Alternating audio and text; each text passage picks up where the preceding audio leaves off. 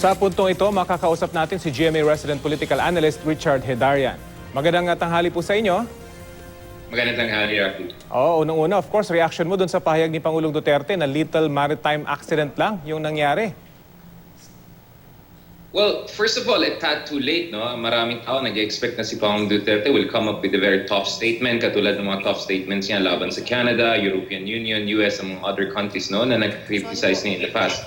Sa kabilang banda naman, in fairness, I understand na si President Duterte ay ni-escalating diplomatic tensions, and I think ang kailangan natin at this point in time is to call for an impartial and thorough investigation na mutually acceptable.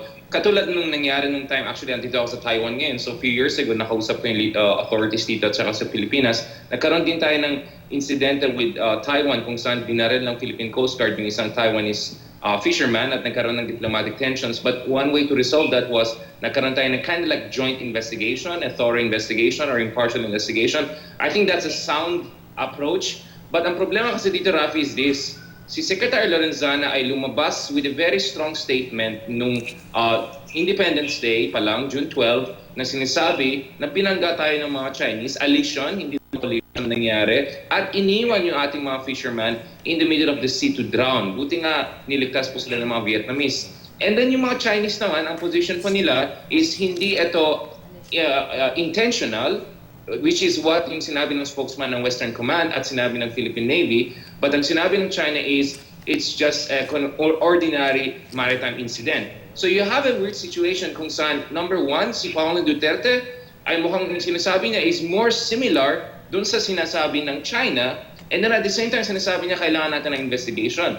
So pumili dapat si Pangulong Duterte. Is he gonna follow yung sinasabi ng ating Department of National Defense and AFP? Is he gonna call for investigation before making any statement? Or ang sinasabi niya is essentially in-echo niya yung line ng China. At mukhang mas lumalabas dito is he's essentially saying na China yung tama. Yung sinasabi ng China, this is a normal maritime incident. I don't think this is a very encouraging one. Katulad ng sinabi ni Senator Lacson, this is very heartbreaking. Pero ano magiging impact nito dun sa mga tao, lalo na dun sa mga affected at yung mga mangingisda na nangingisda dun sa lugar kung sa ngayon ay parang tamed ay yung reaksyon ng Pangulo at yun nga, nabanggit mo, medyo mas umaayon pa siya dun sa naging pahayag ng China. Ito, Rafi, no, let me be very clear about this. Yes, ang bumangga most likely sa ating fishing vessel po ay hindi Chinese military vessel or Coast Guard vessel. So let's be very clear about that.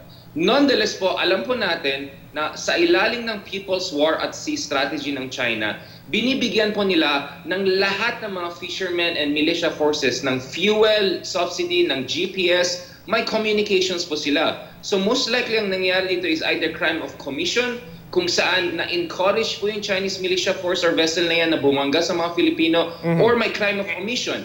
Binigyan sila ng mga fuel subsidy at kakayahan, pero hindi sila binigyan bago sila gumagawa ng mga kalokohan na ganito. So in both cases, there is a culpability on the part of the Chinese government. At ito yung tinatawag na gray zone strategy, no? Ginagamit ng China yung mga militia at fisherman forces para i-push out yung mga ibang bansa sa kanilang mga karagatan, no? Katulad ng ating katulad ng Reed Bank, which is by the way, the contested areas, at gusto ng China yung mga oil and gas yung area niyan, at matagal na tayo naharas dyan. So I was expecting the Philippine President to at least say kailangan natin ng investigation and not side with doon position ng China in contradiction doon sa position mismo ng AFP, no, at position ni Secretary Lorenzana. So you have a weird situation whereby si Secretary Lorenzana now also has to a little bit calibrate his language. At hindi po nakakatuwa yan. This reminds me nung panahon ng Scarborough Shoal, kung saan nag-aaway-aaway po si Trillanes, si Enrile, tayo-tayo nag-aaway. So it's very disheartening na in the middle of this crisis, muntik po namatay yung 22 Filipino fishermen na yan.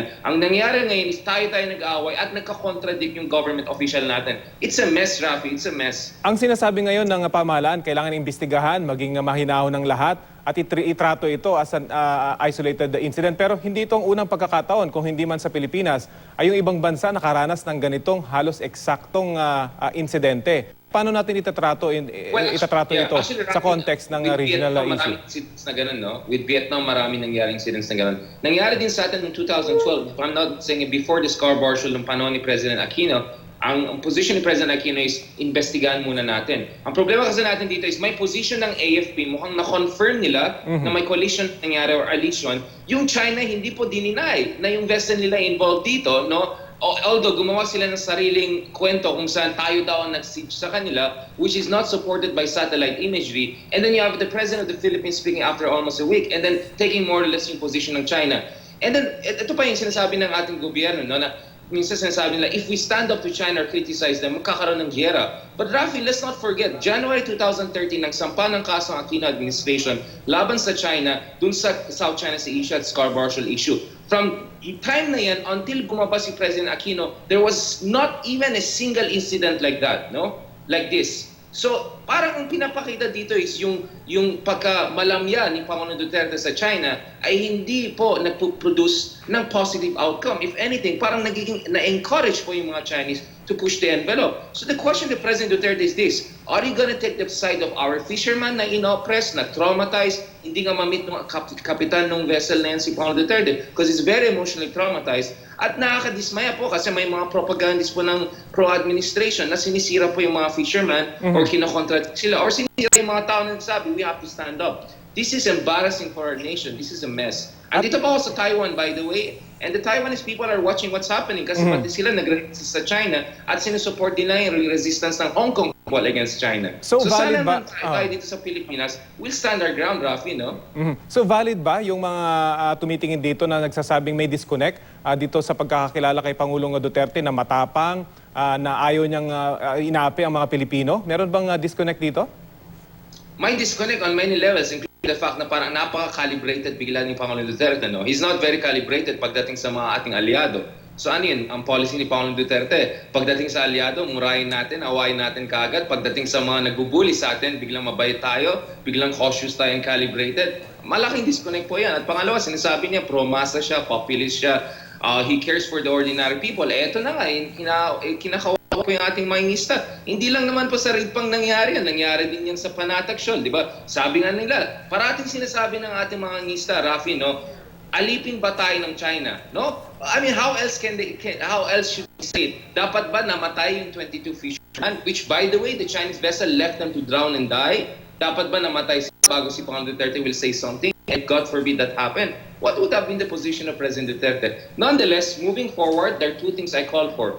Impartial, thorough, bilaterally acceptable investigation at dapat may responsibilidad at culpability. At pangalawa, no? Of course, dapat consistent yung message na lumalabas sa administration, paiba-iba rin, which questions the credibility of our position. But pangalawa, I think we also should use this situation to negotiate for confidence-building measures, including on fishery issues, on issues of ecological and maritime confidence-building measures para siguradin natin hindi mangyari ulit yan. Kasi Rafi, my fear is this is just beginning of even more coalitions and alliations in the future if we don't sign an agreement, if we don't get the Chinese to guarantee us na hindi magwawala yung kanilang mga militia at fishermen na napaka-unprofessional, napaka-agresibo, and some of them are actually armed, no?